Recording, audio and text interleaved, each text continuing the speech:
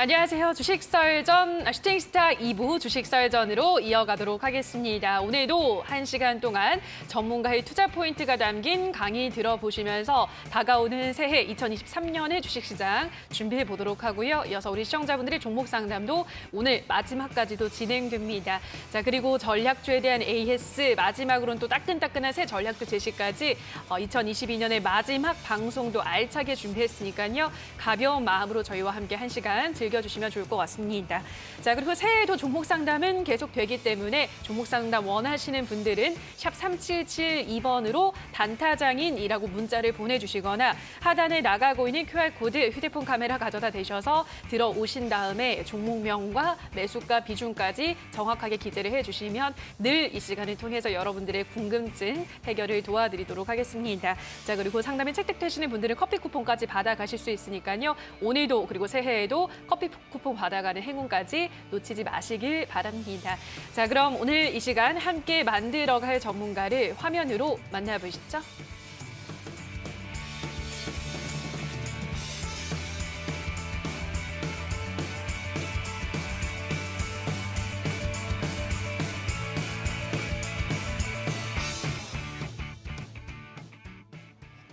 자, 그럼 오늘은 단타장인 전문가와 함께 올 한 해를 마무리 지어보도록 하겠습니다. 전문가님 안녕하세요. 네, 반갑습니다. 네, 반갑습니다. 일단 2022년도 참 힘들었는데 한 해가 이렇게 끝이 났네요.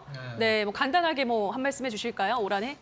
일단 1년 동안 증시가 그다지 좋지가 않았습니다. 네. 지난 2021년에 거품을 좀 걷어내는 한 해가 되지 않았나 좀 생각을 하고요.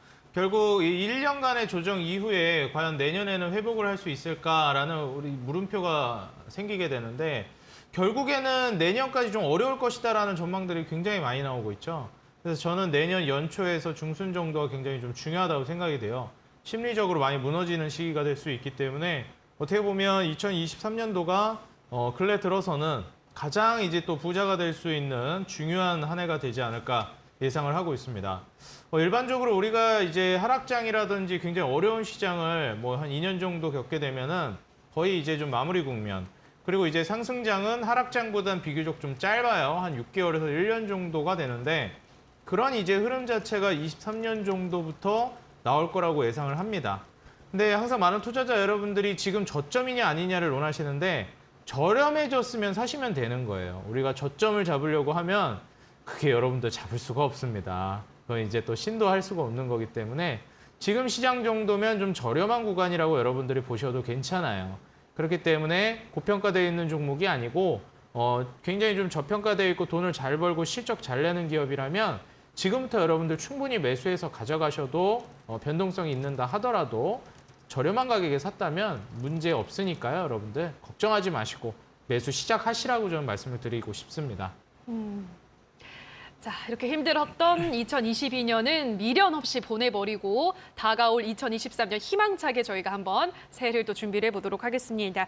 자, 그럼 오늘의 썰전 주제부터 화면으로 만나보시죠. 자, 첫 번째 주제입니다. 이 임금 상승을 완화하며 미국이 경기 침체를 피할 수 있을 것이라는 전망이 나왔지만 미국 경제학자들은 임금 상승을 막기는 쉽지 않을 것이라는 전망을 내놓았다고 하는데요. 관련 이야기 나눠보도록 하고요. 다음 이슈입니다. 월가 전문가들이 중국이 경제 재개를 하고 있지만 그럼에도 세계 경제는 10년간 저성장에 진입할 것이라는 또 부정적인 전망을 내놓았다고 하는데요. 이와 관련한 이야기까지 나눠보도록 하겠습니다. 자, 그럼 오늘의 첫 번째 이슈, 임금 상승에 대한 이야기를 좀 해보려고 하는데요. 미국에 있는 경제학자들은 임금 상승을 막기는 쉽지 않을 거다라고 얘기했다고 합니다. 어떻게 보시나요? 일단 이제 임금 상승도 결국 인플레이션의 한 종류이기 때문에 그렇죠. 물가가 이렇게 치솟은 상황에서는 막을 수가 없는 게 사실이죠. 그렇기 때문에 이 부분은 지금 당장에 해결하기엔 쉽지가 않을 걸로 보여집니다. 내년까지 어느 정도 좀 이어질 걸로 보여지고 그리고 내년 이제 한 3월, 4월 정도 넘어가면서 최종적인 이제 CPI라든지 PPI가 어떻게 되는지를 우리가 좀 봐야 할 것 같아요. 그나마 우리가 이제 좀 긍정적인 부분이라고 좀 꼽을 수 있는 거는 일반적으로 인플레이션의 단계 중에서 거의 최종 단계에 드러나는 현상들이 임금 인플레이션이에요. 우리가 원자재 가격이 올라가고 물건 가격이 올라가고 이러한 것들은 먼저 선제적으로 나오는 부분들이고 마지막에 이제 결국 월급까지 올라간다. 사람들의 몸값까지 올라가게 되면 물가가 이제 최종 단계에 이르렀다. 임금 인상, 인플레이션이 마지막 단계까지 갔다라고 봅니다. 여기에서 다시 한번 또 뭐 원자재나 이제 소비재 가격들이 올라가면서 또 다시 임금 인플레이션이 발생하는 사이클을 한번 더 타면서 또 갈 수는 있겠지만 사이클상으로는 인플레이션의 막바지에 왔다라고 보시면 좋을 것 같아요. 그럼 이제 물가가 이제 임금 인플레이션까지 나오고 난 이후에는 추가적으로 더 크게 올라갈 가능성은 좀 적다. 이렇게 좀 보시면 좋을 것 같고 이런 임금 인플레이션이 또 나오고 있는 과정도 사실 우리가 현실적으로 생각을 해보면 또 간단한 논리거든요. 우리가 일반적으로 지금 뭐 고용이 강하다 이런 얘기도 미국에서 많이 하죠. 근데 이건 우리가 좀 다르게 생각해 봐야 될 만한 문제인데 고용이 이제 탄탄하다.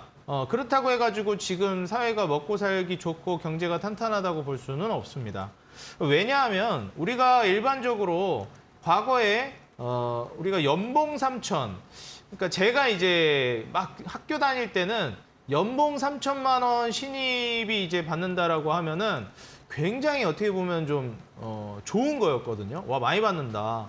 연봉 3천이면 한 달에 한 250만 원 정도 되는데 와, 정말 많이 받는다 이랬는데 요새는 어떤가요, 여러분들? 250만 원 가지고 할 게 없어요. 뭐 합니까? 250만 원 가지고. 그냥 생계 유지가 되는 수준이죠.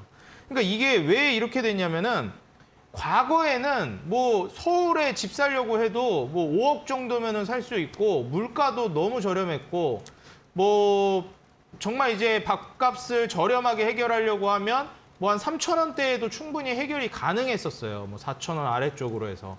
근데 요새는 이게 해결이 안 됩니다. 뭐 3천 원대에 한 끼 식사 해결을 한다? 이게 집에서 직접 해 먹어도 이게 뭐 거의 되기가 어렵습니다.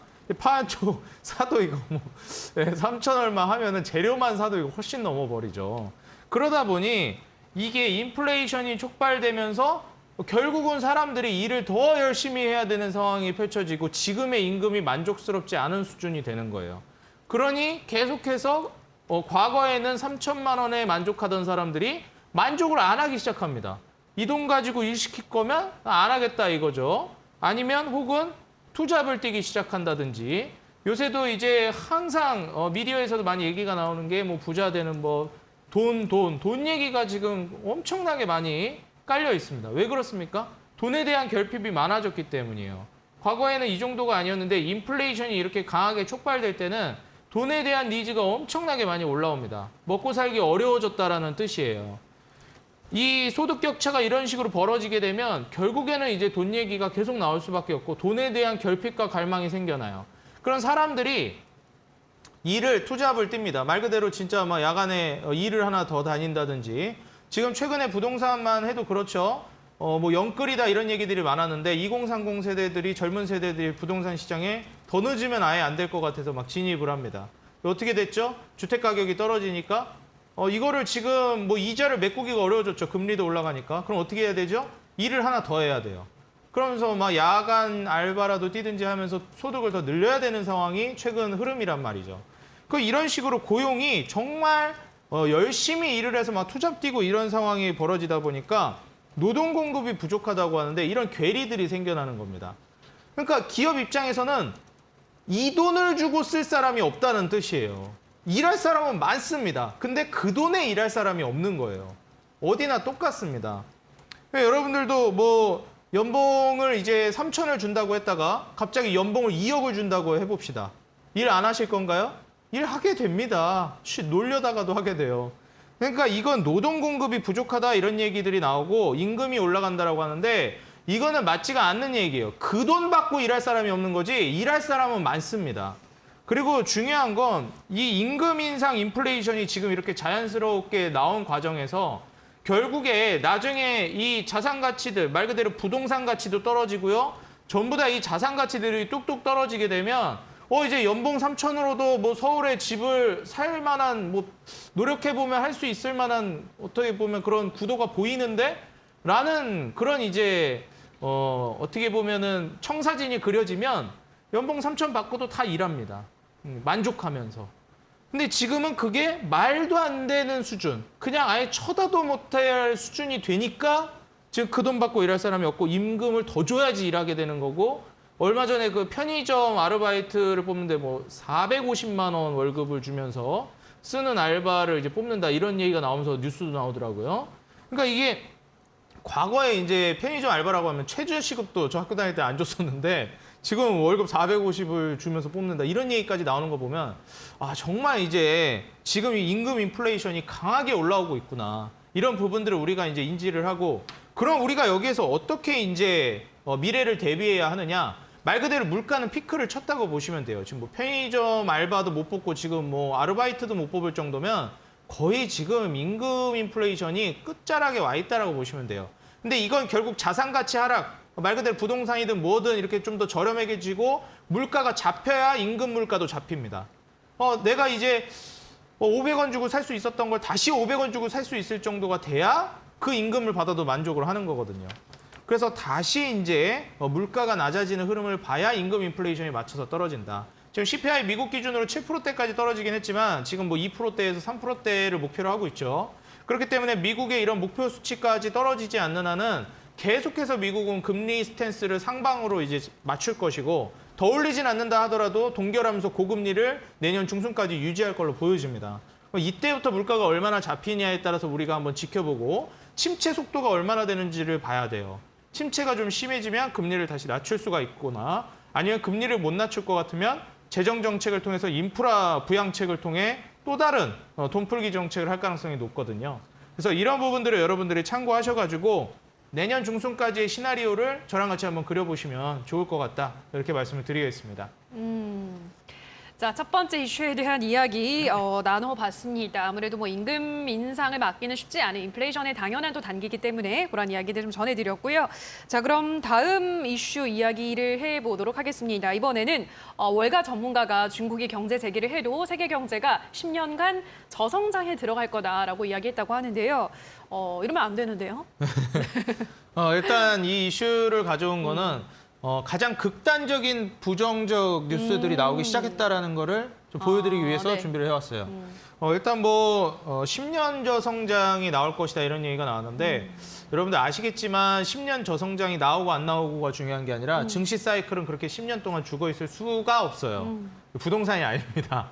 그렇기 때문에 지금 현재 이 뭐 월가 전문가 이런 부정적인 뉴스들 나오는 거 굉장히 극단적이고 침울한 뉴스들이 나온다는 거 그리고 투자자들을 겁먹이는, 겁주는, 겁박하는 이런 이제 뉴스 재료들이 나오고 미디어에서 안 좋은 뉴스들을 쏟아내고 있다라는 거. 이게 이제 핵심이라고 보시면 되겠습니다. 지금 증시가 저점을 향해 가고 있고 지금부터 사도 된다는 신호예요. 너희 지금 투자하면 큰일 난다라는 얘기가 나올 때 사시면 딱 됩니다. 그때 투자하시면 돈 버는 거예요. 그래서 지금 여러분들 지금 중국이 완전 경제 재개를 하면서 내년에 굉장히 좀 큰 긍정적 이슈를 불러올 만한 재료가 있어요. 그래서 제가 어제도 말씀드렸지만 이 부분을 통해서 수혜를 노리면서 수익을 내면서 다음 타자를 준비하자 말씀을 드렸죠. 오늘 실제로 이제 게임 관련된 종목들이 올라갔는데 이도 역시 이제 중국 관련된 이슈와 맞물리면서 올라갔다고 보시면 될 것 같고요. 지금 현재 높은 인플레이션 수준 때문에 내년에 이제 가장 부정적인 이슈가 이제 계속 나올 걸로 예상이 됩니다. 그래서 지금 현재 상황에서 여러분들이 투자를 이제 재개를 하셔야 되는 시점이 왔다라는 거. 이 부정적 뉴스가 극에 달하기 시작했다라는 거는 여러분들이 투자를 시작하라는 신호 중에 하나이기 때문에 여러분들이 지금 저평가되어 있는 가치 종목 그리고 성장할 수 있을 만한 재료의 종목으로 지금부터 발굴을 하셔서 매집을 시작하시는 게 좋겠다. 저는 이렇게 좀 말씀을 드리고 싶고요. 그리고 가장 중요한 건 여기에서 매수하시고 나서 변동성이 아마 클 겁니다. 하단에 가까워질수록 훨씬 더 변동성이 커지기 시작해요. 근데 중요한 건 거기서 겁먹지 않고 계속 매수를 하시는 것이 중요하고요. 그리고 이제 더불어서 여러분들이 꾸준하게 매집 형태로 해나가시는 게 가장 좋다라는 겁니다. 그래서 매집 형태로 했을 때 평균 단가 조절이 되고요. 그리고 무엇보다도 여러분들이 이제 가장 중요하게 생각을 하셔야 되는 거는 사자마자 올라갔으면 좋겠다라는 생각을 하면 안 됩니다. 매수를 하고 나서 지금이면 충분히 저렴하기 때문에 기다리면 이 주식은 오를 기업이다. 이런 가치 평가를 할 줄 아셔야 되고 지금 시장의 심리 상태가 어떤지만 아시면 돼요. 시장의 심리 상태는 어떻죠? 최극단을 향해 가고 있는 상황입니다. 내년에도 경기 침체다, 너무 어렵다라는 얘기가 계속해서 나오고 있죠. 근데 내년에 경기 침체라고 하는데 산다라는 건 좀 너무 빠르지 않나요? 경기 침체가 왔다고 하는데 경기 좀 살아난다고 할 때 사면 안 될까요? 하시는데 여러분들이 말씀하시는 그 경기가 살아났을 때 매수를 해야 되겠다라고 할 때 이미 늦어요. 왜냐하면 이제 주식 사이클은 항상 선반영되기 때문에 경기가 정말 뭐 다 죽어가기 직전일 때 이럴 때 여러분들이 매수를 하셔야 가장 이제 좋은 투자 수익률 성과를 낼 수 있다라고 말씀을 드리면서 주식 사이클은 경기와 같이 움직이지 않는다라는 거. 경기 사이클과는 따로 별도의 움직임을 보여준다라는 걸 말씀드리면서 장기적으로는 경기 사이클을 따라가지만 단기적으로나 중기적으로는 개별적인 사이클을 보여주는 만큼 여러분들이 경기 사이클을 따라서 주식 투자를 하려고 하게 되면은 좀 어떻게 보면 좀 엇박자를 탈 가능성이 매우 높습니다. 부동산과는 또 다르거든요. 그래서 여러분들이 주식 투자를 통해서 아마 먼저 좀 빠르게 수익을 낼 가능성이 있고 23년도에 여러분들이 잘 투자하신다면 그리고 여기에서 수익 낸 걸로 여러분들 아마 부동산을 투자하시면 돈 번 거에서 다음 걸로 갈아탔는데 또 돈을 버는 아주 좋은 효과를 낼 수가 있습니다. 왜냐하면 일반적으로 주식이 선반영, 부동산이 후반영이기 때문에 여러분들이 증시 사이클을 통해서 수익을 한번 내고 부동산으로 넘어가시면 그때부터 부동산이 오를 가능성이 높거나 오르는 초입일 가능성이 높아요. 조금 더 뒤늦게 움직이는 경향이 있거든요. 그래서 주식은 벌써 작년부터 신나게 빠졌는데 부동산은 작년까지만 해도 정말 분위기 너무 좋았거든요. 그래서 이런 부분들을 여러분들이 잘 참고하셔가지고 지금 무슨 종목을 매수해야 될지 장기적으로 이 종목으로 내가 매집을 해나가야 될 종목이 무엇인지 이걸 찾아내는 게 정말 중요하다고 말씀드리고 싶습니다. 결국 핵심은 이렇게 경기가 안 좋다는 뉴스에도 불구하고 돈을 잘 버는 기업 너무 많아요 지금. 그런 기업이 너무 많고 그런 기업을 골라서 내년에도 잘 벌 건지 후년에도 잘 벌 건지 지금도 잘 벌고 있는데 그 가격 대비해서 시총도 저렴하고 추후에도 계속 잘 벌 걸로 기대되는 기업이라면 경기 침체가 와가지고 주가가 떨어지면 좋은 거죠. 뭐 블랙 프라이데이네 생각하시면서 계속 저렴하게 사시면 되겠다. 이렇게 말씀드립니다. 뭐 아무리 10년간 실제로 저성장에 진입을 한다고 해도 주식시장이 10년간 계속 침체가 돼 있을 수는 없다. 시장은 늘 사이클을 타기 때문에 오히려 이렇게 극단적인 부정적인 기사가 나왔을 때 또 매수 타이밍이 된다는 것을 기억을 하자라고 말씀을 해드렸습니다. 그렇다면 또 내년에 어떤 섹터들이 좋을지는 계속해서 단타장인 전문가님들의 팁을 들어보시면 좋을 것 같고요. 샵 3772번으로 단타장인이라고 문자 보내주시거나 하단에 나가고 있는 QR코드 휴대폰 카메라 가져다 대셔서 노란톡에 들어오시면은 새해에도 활발하게 이 노란톡을 통해서 더 많은 정보들을 실시간으로 알려드리고 있으니까요. 참여해 보시면 좋을 것 같습니다. 자, 그리고 오늘 또 무료 방송도 오늘 올 한해 2022년의 마지막 무료 방송 진행한다고 하는데요. 오늘은 어떤 이야기 위주로 방송을 해주시나요? 역시 이제 지금 트렌드는 중국 소비주의이기 때문에 그렇죠. 어제도 그렇고요. 그리고 지난주도 그렇고 계속 중국 소비주의에 대해 제가 강조를 좀 해드리고 있습니다. 그래서 오늘 이어지는 온라인 공개 방송에서도 마찬가지로 이제 중국 관련주에 대한 얘기를 이어갈 거고요. 어떤 기업을 투자해야 하는지, 뭐 실제로 배당락 때문에도 계속 좀 증시가 좀 어렵기도 했고, 12월 연말까지도 계속 이제 증시가 고점 대비해서 쭉 빠지는 모습을 보여줬는데, 여러분들이 지금 같은 시점부터 좀 단기적으로 수익을 낼 만한 중국 종목으로 수익을 내고, 그 다음에 이제 좀 바닥권에 있는 경기 순환주들을 매매하는 것도 한 가지 방법이다. 이렇게 좀 말씀을 드렸죠. 그렇기 때문에 지금 중국 관련된 종목들 어떤 종목을 매수해야 하는지 오늘 온라인 공개 방송 오셔가지고 도움 받아가시기 바라겠습니다. 일단 요즘은 중국의 경제 재개, 이 국경 개방이라는 것이 가장 큰 시장에 큰 호재로 작용을 하고 있기 때문에 중국 소비주들로 일단 수익을 내셔야 된다라고 늘 강조를 해드리고 있죠. 그런 만큼 이어지는 온라인 방송에서는 중국 관련 소비주 중에서 또 앞으로 큰 이 효자 노릇을 할 수 있을 만한 종목들을 정리해드린다고 하니까요. 포털 검색창에 슈팅스타 검색하시고요. 홈페이지에 들어오셔서 스크롤 조금만 내려보시면 단타장인 전문가 사진 아래에 방송 보기라는 버튼이 있습니다. 버튼 누르고 입장하셔서 오늘 준비된 중국 관련 소비 수혜주들에 대한 이야기 들어보시면 좋을 것 같고요. 자, 그리고 저희가 방송 마지막에는 전문가가 준비한 오늘의 도전 상한가 종목에 대한 힌트 하나하나 풀어드리죠. 힌트 들어보시고 정답을 아시는 분들은 마찬가지로 온라인 방송에 들어오셔서 댓글 남겨주시면 추첨을 통해서 커피 쿠폰 드리도록 할 테니까요. 많은 참여 기다리고 있도록 하겠습니다. 자, 그럼 오늘의 썰전 주제를 다시 한번 화면으로 정리하고 오시죠.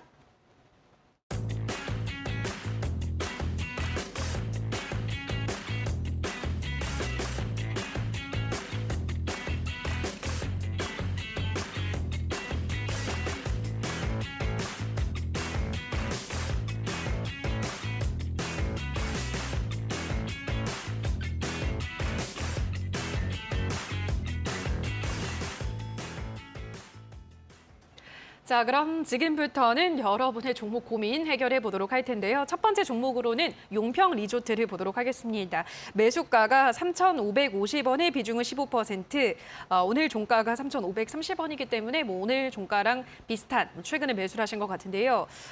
용평 리조트, 아난티를 또 한번 제시해드렸던 종목이잖아요. 네. 비슷한 섹터로 좀 묶이면 괜찮을까요?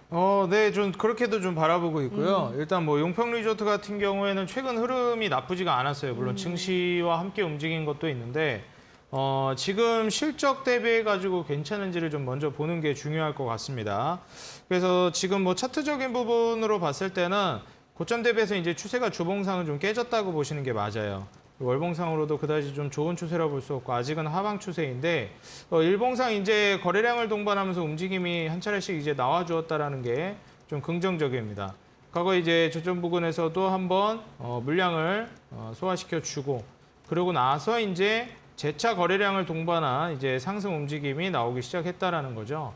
근데 이제 12월 들어서면서 증시가 무너지다 보니 증시 따라서 이제 빠지는 경향이 좀 있었습니다. 그러면 이제 이렇게 낮은 가격대에서 계속 매수세가 조금씩 들어오고 있다라는 게 이게 저렴해서 그럴까, 투자 매력도가 있어서 그럴까 이런 부분들을 함께 살펴볼 필요성이 있겠죠. 현재 시가총액이 한 1,700억 정도 됩니다. 용평 리조트가. 그러면 1,700억이면 그렇게 높은 시총은 아니에요.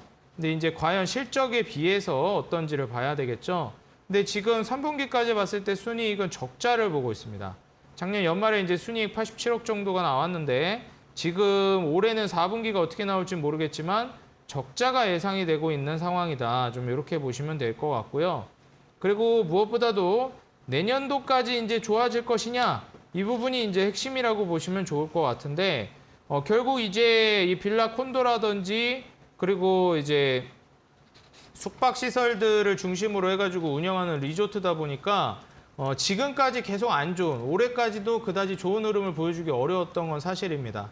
근데 리오프닝에 맞춰가지고 테마가 형성되면서 올라갈 수 있기 때문에 충분히 이제 용평 리조트의 경우를 놓고 본다라고 하면 최근에 매수를 하신 만큼 타점은 굉장히 좋다라고 보여져요. 그래서 4,000원을 돌파하면서 한 4,250원 정도 구간까지는 노려보셔도 좋을 것 같다 말씀을 드리고 여기서 이제 추세가 깨져버리게 되면은 저는 좀 매도를 하시는 게 좋을 것 같거든요. 3,250원을 이탈하게 된다라고 하면 조금 빠르게 정리를 하시는 게 좋지 않을까. 왜냐하면 이제 리오프닝 관련된 종목들은 용평 리조트 말고도 다른 좋은 기업들이 많기 때문에 추세 이탈을 한다라고 했을 때는 좀 빠르게 매도를 하고 종목 교체를 하시는 게 좋겠고 충분히 테마가 들어올 수 있는 종목이기 때문에 오른다라고 하면 4,000원에서 4,250원 구간에서 분할 매도를 잡아보시라 조언을 드리겠습니다. 용평 리조트는 오른다면 4,000원 부근, 4,250원까지 그때까지 매도 타점을 노려보자라고 말씀해드렸고요. 다음으로는 G2파워를 보도록 하겠습니다. G2파워 매수가가 9,200원에 비중을 적어주지 않으셨네요. 다음에는 비중까지 적어주시면 더 좋을 것 같고요. G2파워는 일단 우리 어제도 원전 이야기 좀 했던 것 같은데요. 정말 네. 그죠? 조금 더 가져가 볼까요? 네, 이 G2파워 같은 경우에는 테마 좀 형성하면서 계속 가져가면 좋을 것 같긴 한데 사실 원전이 이제 테마로 본다라고 하면 G2파워가 정말 매력적이긴 합니다. 근데 만약에 이제 테마가 없다라고 하면 G2파워의 매력도가 많이 떨어져요. 오히려 이제 좀 장기적으로 본다라고 하면 뭐 두산에너빌리티라든지 이런 종목들 같은 경우에는 이제 월봉상으로도 충분히 투자 메리트가 있는 자리들이 많이 나와주고 있습니다. 그래서 이제 막 뭐 월봉상으로 보면은 그렇게 많이 안 올라간 걸로 보여요. 근데 사실 그렇진 않습니다. 어느 정도 올라가긴 했어요. 두산에너빌리티도 지금 다시 좀 떨어지긴 했지만. 그래서 지금 추세 자체가 좀 꺾이고 있는 양상인데 만약에 이제 장기적으로 본다라고 하면 G2파워는 실질적으로 지금 장기 투자하기 조금 부담스러울 수는 있다. 이런 부분들을 좀 말씀을 드리고 싶고요. 그리고 두산에너빌리티가 조금 더 매력적이고 테마를 이제 노리고 간다라고 하시면 저는 기술적으로 움직임이 나오기 시작했을 때 좀 보시는 게 좋을 것 같아요. 그래서 만약에 이제 G2파워의 경우를 이제 놓고 보시면 7,200원을 이제 이탈한다고 한다. 라고 하면은 손절 라인을 7,200원으로 잡고 가시라고 말씀을 드리고 싶고요. 이제 목표가 라인을 잡고 간다라고 하시면 저는 이제 12,000원 라인 때까지 상승을 잡아볼 수 있기 때문에 10,000원을 뚫는 상승을 노려보시라고 말씀을 드리고 싶어요. 그래서 10,000원 돌파하면서부터 위로 어디까지 가는지 보시고 거기서 이제 분할 매도를 하시라고 말씀을 드리고요. 7,200원을 이탈하게 되면 가급적이면 이제 종목을 좀 정리해서 종목 교체를 하시는 게 좋을 것 같다. 이렇게 조언 드리겠습니다. 네. G2파워는 손절가를 7,200원, 목표가는 12,000원 제시해드렸고요. 자, 그럼 다음으로는 제주은행 상담 도와드리겠습니다. 매수가가 8,800원, 비중은 50% 보유하고 있으시기 때문에 지금 수익권에 있습니다. 제주은행. 아마 근데 이제 그 고점에서 좀 못 판 게 좀 아쉬울 것 같은데 예, 제주은행은 어디에서 다시 매도 타점을 잡아볼까요? 일단 제주은행은 최근에 흐름이 계속 좀 우상향을 하고 있잖아요. 맞아요. 이제 은행 금융주들 같은 경우에는 기준금리가 계속 오르다 보니까 여기에 대한 수혜를 기대하시면서 들어간 게 아닌가 생각이 듭니다. 제주은행도 지금 최근에 금리 인상 실태와 이제 맞물리면서 주가가 계속 우상향하고 있어요. 21년도 중순부터 해서 이제 기준금리 인상이 시작되었는데 이 전부터 한번 제주은행 연초에 한번 오른 적이 있었고 이때는 한번 상승이 꽤나 강하게 나와주고 나서 쭉 이제 장기간 우하향을 보여줬거든요. 그리고 이제 기준금리가 매우 공격적으로 올라가면서 지금 제주은행 같은 경우에도 변동성이 굉장히 커진 상황이 최근 흐름에서 나와주고 있죠. 그러면 여기에서 과연 이제 어느 정도 수준까지 올라갈 것이냐가 이제 핵심이라고 보시면 좋을 것 같은데 처음에는 이제 20선을 이제 타고 상승을 보여줍니다. 뭐 이때도 보시면 아시겠지만 노란색 선 20선을 타면서 이렇게 우상향 패턴을 보여줘요. 그러다 20선을 이제 이탈하면 60선을 지지받치면서 60선을 타고 이렇게 올라갑니다. 그러다 아직까지는 지금 60선을 이탈하지 않는 모습이 나와주고 있죠. 현재까지 제주은행은 60선 이탈하지 않는 흐름을 계속 보여주고 있는 양상이고 제주은행을 매수하신 게 8,800원이기 때문에 아무래도 이제 이 구간까지 가기 전에 한번 이제 익절을 해주시는 게 좋을 것 같아요. 그래서 저는 지금 20선, 노란색 선 여기를 이탈하게 되면 반매도를 꼭 해주시라는 말씀을 드리고 싶고요. 종가상 기준입니다. 그래서 이제 10,000원을 만약에 이탈하게 되면 꼭 매도를 해주시는 게 좋겠다라고 말씀을 해주고 싶어요. 그래서 10,000원 이탈 시에는 반매도, 10,000원을 이탈하지 않으면 그대로 추가적인 상승 랠리를 노려보시면서 13,000 위로 이제 급등이 나올 때 분할 매도를 하시라. 일단 또 추가적인 기준금리 인상이 있기는 할 텐데 이 기준금리 인상을 통해서 추가적인 기준금리 인상이 있을 것이냐는 또 두고 봐야 되는 문제거든요. 왜냐하면 이제 금리 인상이 거의 끝에 다다라가고 있다라는 얘기들이 나오는 만큼 저는 내년 한 3월 정도까지는 가져가 볼 만할 것 같은데 내년 3월을 넘어가면서부터는 서서히 이제 기간적으로도 수익이 아무리 잘 나고 있어도 서서히 분할 매도 전략을 고려를 해보셔야 될 것 같다. 물론 그때 추세를 또 보긴 해야 되겠지만 내년 3월 정도 되면 스멀스멀 이제 금리 동결 얘기가 나올 가능성이 있어요. 왜냐면 실제로 동결하기 전에 미리 이제 어느 정도 언지를 주거든요.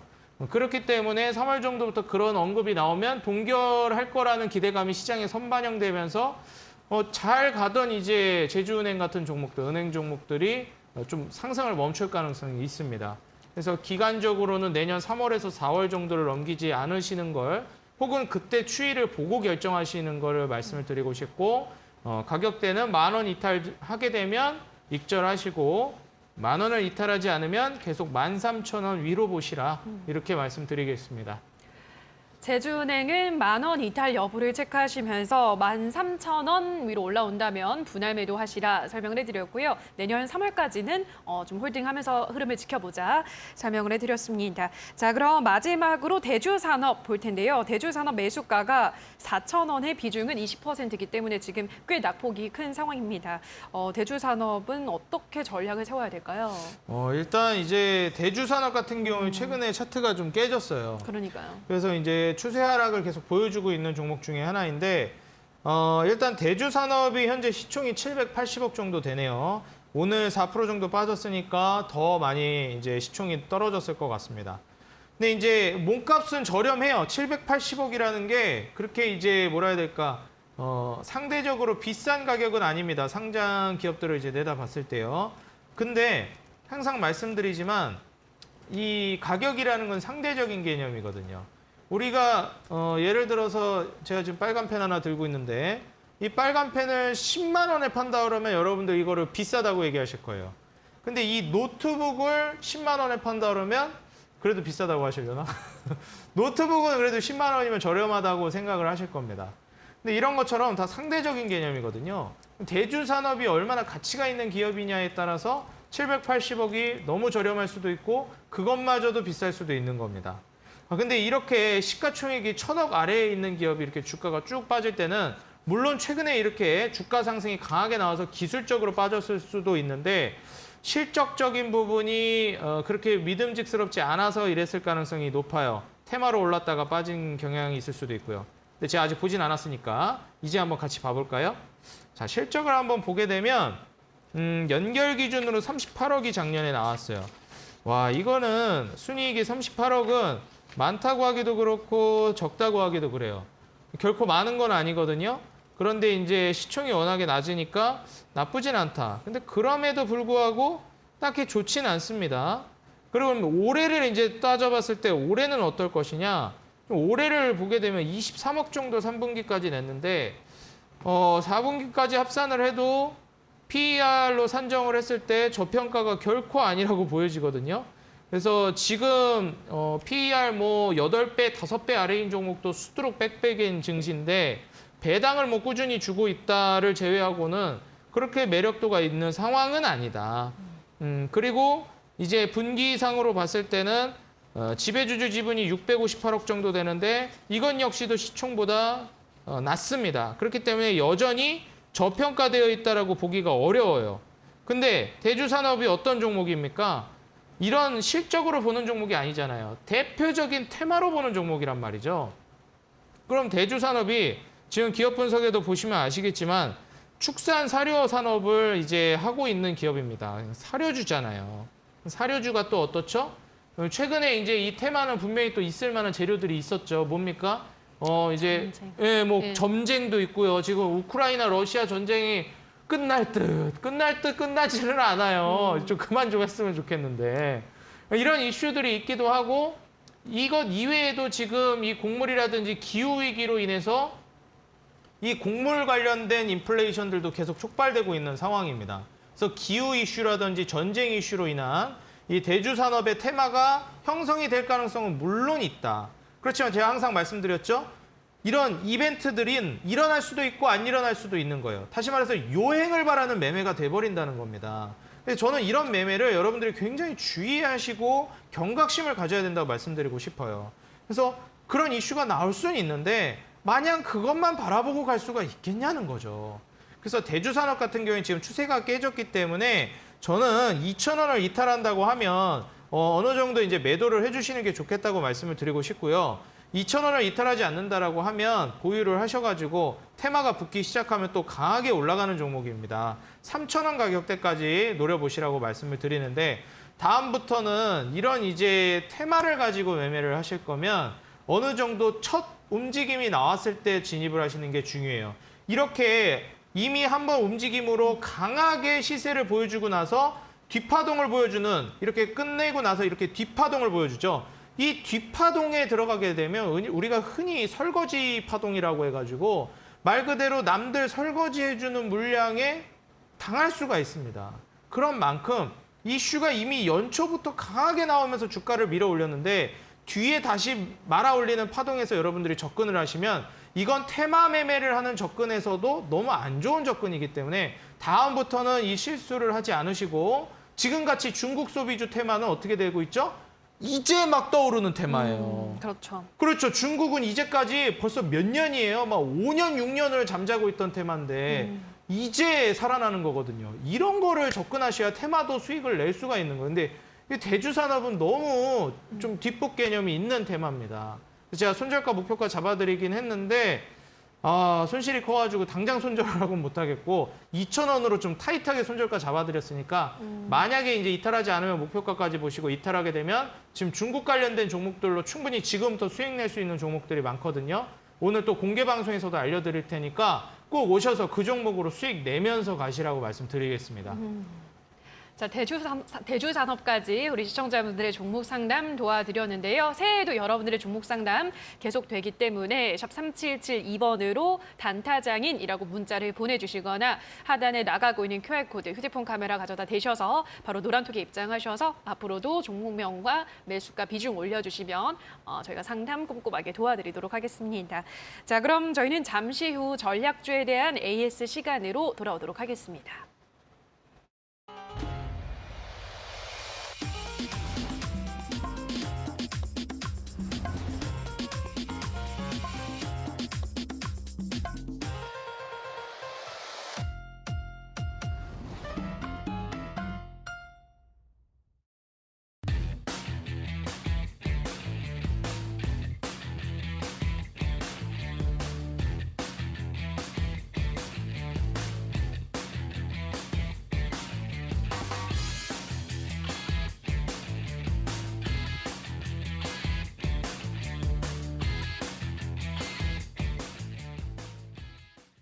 자, 그럼 지금부터는 전략주에 대한 AS를 받아보려고 하는데요.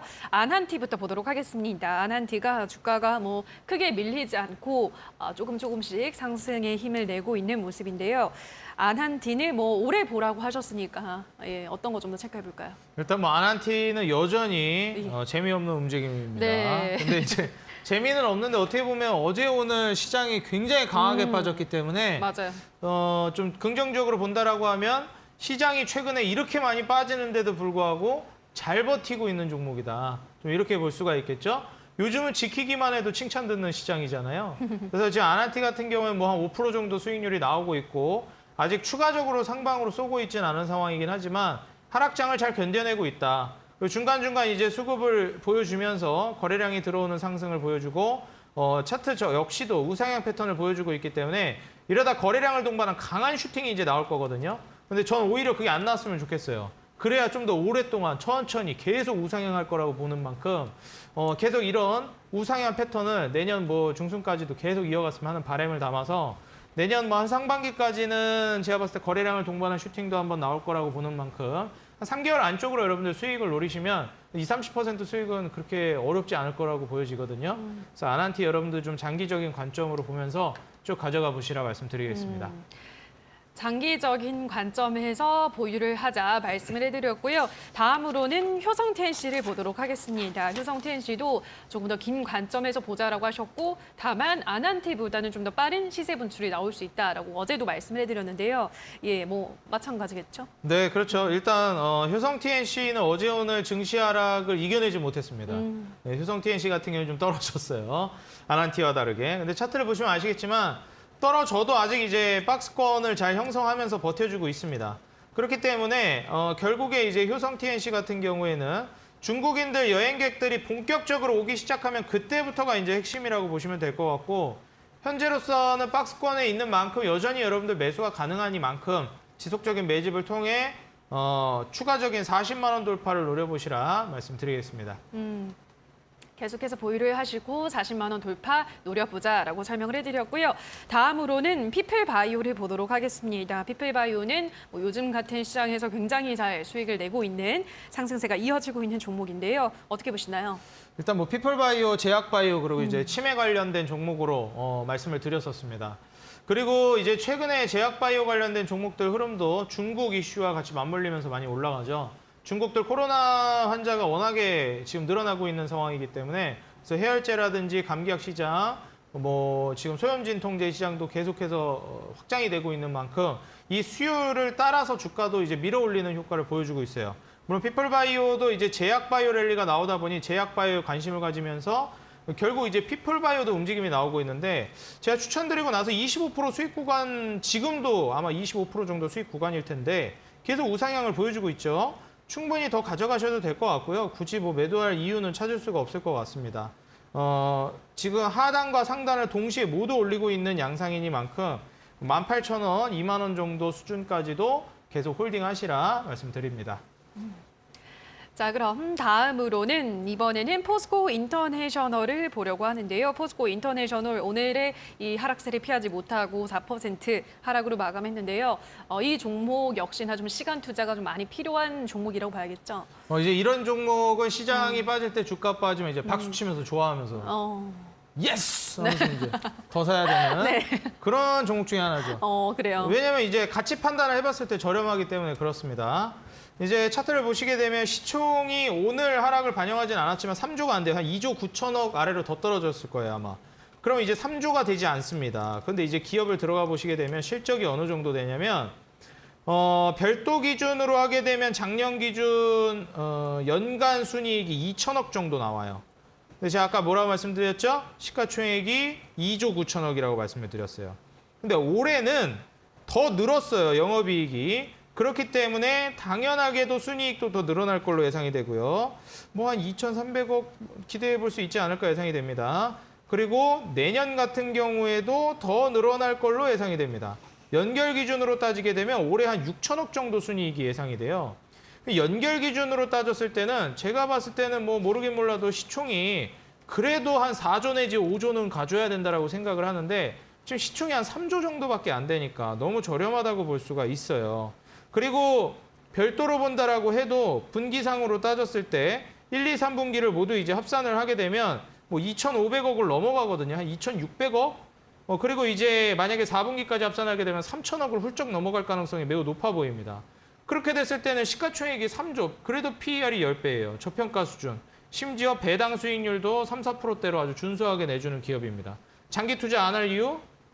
없다고 봐야 되겠죠. 그렇기 때문에 포스코 인터내셔널은 지금 충분히 여러분들이 매매를 해나가시면서 장기적으로 지금 월봉상 보더라도 다시 한번 패턴을 상방으로 들어올리는 자리이니만큼 추후에 환경적인 부분까지 생각을 했을 때 꼭 홀딩해 보시라. 지금 계속 이 박스권에서 월봉상 박스권 제가 체크해드린 이 가격대에서 매집을 하시라고 말씀드리겠습니다. 포스코 인터내셔널은 워낙에 실적이 앞으로도 꾸준히 더 좋아질 기업이기 때문에 월봉상 방금 보여드렸던 박스권에서 계속 매집을 해나가서 더 큰 목표가 설정해서 수익을 내자라고 말씀해드렸습니다. 자, 여기까지 전략주에 대한 AS를 받아보셨고요.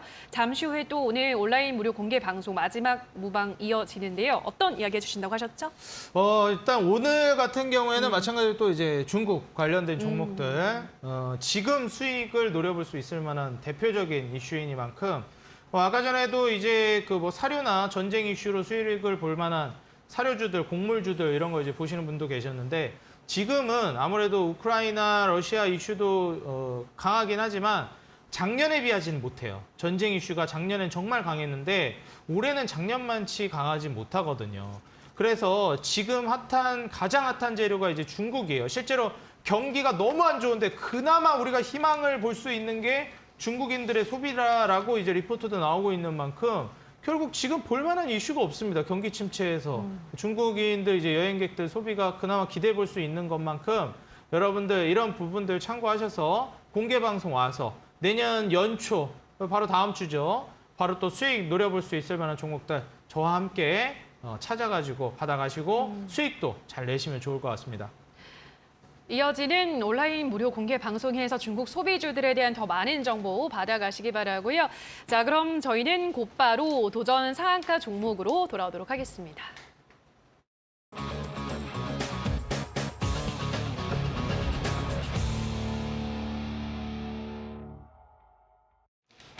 자, 그럼 오늘 도전 상한가 종목 만나볼 텐데요. 힌트 바로 들어볼게요. 네. 네. 일단 힌트는 힌트 뭘 것 같으세요? 힌트요? 네. 뭐 중국이겠죠? 중국, 예. 너무 이제 좀 보였나? 네. 네, 역시 이제 중국 관련된 종목이고요. 제 여태 이제 중국 관련된 종목을 드린 거를 한번 봤었는데 쭉 한번 보니까 화장품을 안 드렸더라고요. 아니 그러셨구나. 화장품이 대표 중국 소비주인데 이걸 안 드리고 이거 뭐 이상한 걸 주고 있어. 이상한 건 아니지만. 이상한 건 아니죠. 이상한 네. 건 아니죠. 좋은 종목을 드리긴 했는데 중요한 걸 가장 중요한 걸 빼먹었어요. 네. 그래서 오늘은 가장 중요한 화장품 관련주가 또 어제 가져올까 하다가 분위기가 안 좋길래 내일도 안 좋을 것 같은 거예요. 네. 어제 딱 봤을 때. 네. 그래서 오늘까지 눌림 줄 것 같더니 역시나 오늘까지 누르더라고요. 그래서 아 그래 뭐 이틀 정도 눌렀으니까 이제 화장품 드려도 될 것 같다. 또 상승 초입이기도 하고 해서 오늘은 화장품 관련주를 가져왔습니다. 뭐 물론 이제 다음 거래일에서 좀 더 누를 수는 있겠지만 제가 봤을 땐 뭐 길지 않을 거라고 보여진다. 충분히 다시 올릴 거라고 보여지는 만큼 글로벌 화장품 지금 중국 전자상거래 플랫폼에서 판매를 하고 있는 기업입니다. 그리고 이제 중국 코로나19 방역 조치가 완화가 된 만큼 당연히 화장품 관련주는 수혜가 될 거라고 기대가 되고 있어요. 이제 계속 규제를 했는데 밖으로 이제 돌아다녀야죠. 우리나라도 코로나 때문에 못 움직이다가 움직이기 막 시작할 때 그때 가장 먼저 뭐가 움직였죠? 색조 화장품이 움직였잖아요. 그때 클리오 막 올라가고 그랬잖아요. 그죠? 중국도 똑같아요. 이제 마스크 벗고 돌아다닌다 하면 이제는 생얼로 돌아다니다가 이제 또 메이크업 하고 돌아다니고 이렇게 되는 거거든요. 그렇기 때문에 이런 부분도 여러분들 잘 참고하셔가지고 중국 전자상거래 플랫폼에서 상품을 판매하고 있는 기업이다. 이거에 좀 핵심이고요. 그리고 제일 중요한 게 이름이 뭐였더라? 징둥닷컴. 이 발음도 어려워요. 예, 징둥닷컴에서 굉장히 높은 매출을 올리고 있어요. 이게 부정적으로 바라보면 매출 의존도가 중국 그리고 징둥닷컴에 너무 이제 이름이 굉장히 좀 재밌네요. 귀엽다. 징둥닷컴. 징둥닷컴에 이제 좀 의존을 하고 있기 때문에 여기가 흔들리면 좀 어려워질 수 있는데 반대급부로 얘기하면 뭐 하이리스크 하이리턴 아니겠습니까? 중국 소비가 늘어나고 중국 리오프닝에 대한 수혜를 또 직접적으로 강하게 받을 수 있는 게 이 종목인 거예요. 그래서 실제로 화장품 관련된 종목들 중에서도 굉장히 탄력적으로 움직이는 종목입니다. 그러니 뭐 실제로 대표적으로 화장품 종목인데 중국 테마 붙어도 잘 안 가는 종목들 있잖아요. 한국 콜마나 콜마 B&H 이런 종목들. 그래서 이런 종목 뭐 저도 예전에 추천해봤지만 속 터지거든요. 네. 너무 느려가지고. 네. 다른 종목들 막 40% 50% 갈 때 막 15% 가고 그래요. 그러면은 이거 왜 샀지? 그냥 한국 화장품 살 걸 그랬나? 막 이래요. 근데 오늘 가져온 건 한국 화장품은 아니고요. 글자 수가 똑같나? 글자 수는 똑같네요. 글자 수는 똑같은데 그건 아닙니다. 더 괜찮은 좀 더 요즘 트렌드에 괜찮은 종목으로 가져왔으니까 꼭 여러분들 이 종목 공개 방송에서 가져가시기 바라겠습니다. 알겠습니다. 오늘 어떤 방송인지 이어지는 온라인 방송에서 자세한 그 전략을 말씀해 주시는 거죠? 네, 맞습니다. 오늘 또 이제 네. 이어지는 온라인 공개 방송에서 네. 이제 자세한 전략 네. 제가 이제 또 준비를 했고 오늘 제가 또 온라인 공개 방송을 가기 전에 네. 우리 시청자 여러분들께도 또 선물을 하나 준비했어요. 어떤 선물이요? 제가 또 잠깐 없어져도 방송 사고가 아닙니다. 알겠습니다. 잠깐만 안 없어지네요. 나오고 있습니다. 제가 오늘 또 네. 그 나은행 커님 마지막 방송이라고 어머, 하셔가지고 맞아요. 시청자 여러분들을 대신해서 네. 네, 또 꽃을 준비해 왔습니다. 너무 마음이 훈훈해집니다. 감사합니다. 네. 네, 너무 축하드리고 아유. 그간 네. 좋은 방송 해주셔서 너무 감사드렸습니다. 아닙니다. 저 덕분에 너무 즐겁게 방송할 수 있었습니다. 제가 지금 이 유튜브로도 많은 분들이 아쉬워해 주셔서 정말 너무너무 감사하고요. 저도 몰랐는데 제가 5년 전에 이데일리 왔을 때 그때 첫 방송이 주식설전이었더라고요. 예, 근데 마지막도 주식설전을 함께하게 됐고 그때 첫 방송 때 우리 전문가님들 이랑 맞아요. 같이 했었는데 마지막도 같이 할 수 있게 돼서 너무너무 영광이고 참 즐거웠습니다. 예.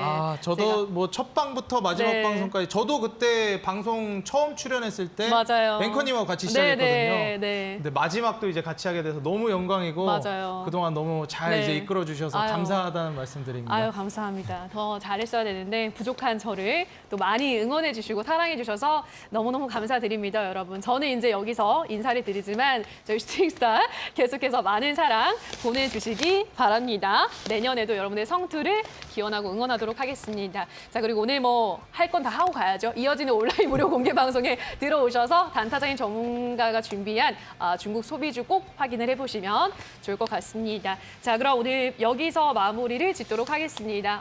그동안 슈팅스타 그리고 저를 사랑해주신 여러분들 감사하고요. 새해에도 슈팅스타, 쇼미더스타과 주식설전은 계속 되니까요. 여러분들의 많은 사랑 부탁드리도록 하겠습니다. 그동안 많이 응원해 주셔서 정말 다시 한번 감사의 말씀 올리겠습니다. 여러분 고맙습니다. 새해 복도 많이 받으세요. 고맙습니다.